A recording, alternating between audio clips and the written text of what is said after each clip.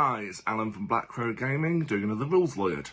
This time talking about hazardous tests and how they actually work. So hazardous at the moment, what it does, if you roll a 1 after you finish your attack, then the model takes 3 mortal wounds, but those mortal wounds don't overspill. But who takes them?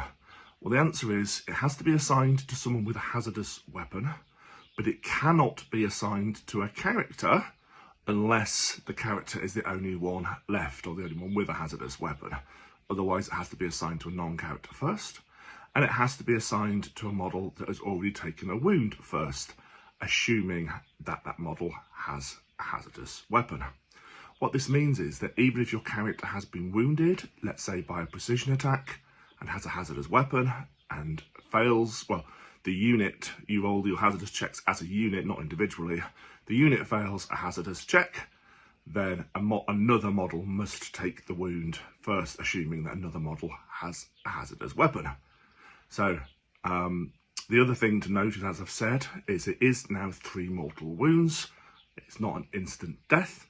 What that means is if you have a feel no pain, and let's say you fail 2 hazardous checks, then you would roll the feel no pains on the first model, and if it passes, in other words, it makes enough feel no pains that it doesn't die, you would then take the second hazardous fail, the second lot of 3 mortal wounds on the same model, so it'd get to make its feel no pains again.